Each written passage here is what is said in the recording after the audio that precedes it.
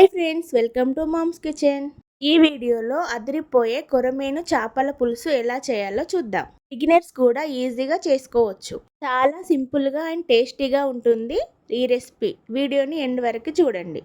దీనికోసం కేజీ చేపలు తీసుకున్నాను. అందులో కొద్దిగా వాటర్ వేసి కడిగిన తర్వాత 1 స్పూన్ ఉప్పు, నిమ్మకాయ పిండుకొని బాగా కలిపి 10 నిమిషాలు పక్కన పెట్టుకోవాలి. ఇప్పుడు చేపల్ని కడిగి తీసుకుంటే నీచు వాసన రాకుండా ఉంటుంది. ఇప్పుడు మసాలా కోసం ఒక ప్యాన్ పెట్టుకొని అందులో 1 టేబుల్ స్పూన్ ధనియాలు, 1 టేబుల్ స్పూన్ జీలకర్ర వేసుకొని వేయించి చల్లారిన తర్వాత మిక్సర్ జార్లో వేసుకొని పౌడర్ చేసుకోవాలి. ఇందులోనే ఒక పెద్ద ఉల్లిగడ్డ కాల్చుకొని కట్ చేసి మిక్సర్ జార్లో వేసుకొని పేస్ట్లా చేసుకోవాలి. ఇలా ఉల్లిపాయ మసాలా పేస్ట్ వేయడం వల్ల చేపల పులుసు చాలా టేస్టీగా ఉంటుంది.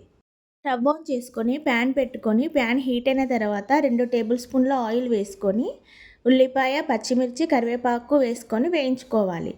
ఇవి కొద్దిగా వేగిన తర్వాత 1 టేబుల్ స్పూన్ అల్లం వేసుకొని అల్లం కూడా పచ్చి వాసన పోయేంత వరకు వేయించుకోవాలి.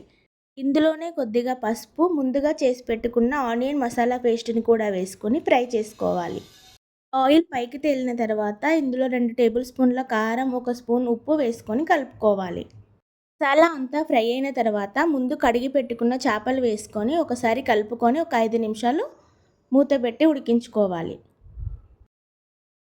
ఇప్పుడు ఇందులోకి 1 కప్పు చింతపండు పులుసుని యాడ్ చేసుకొని తగినన్ని వాటర్ కూడా వేసుకొని ఒకసారి కలుపుకొని పులుసు దగ్గర పడేంత వరకు ఉడికించుకోవాలి. పులుసు దగ్గర పడి చేప ఉడికిపోయిన తర్వాత ఇందులో కొత్తిమీర వేసుకొని స్టవ్ ఆఫ్ చేసుకోవడమే. వేడి అన్నంలో ఈ చేపల పులుసు వేసుకొని తింటే చాలా బాగుంటుంది. మీరు కూడా ఒకసారి ట్రై చేసి ఎలా వచ్చిందో కామెంట్ చేయండి. Thanks for watching.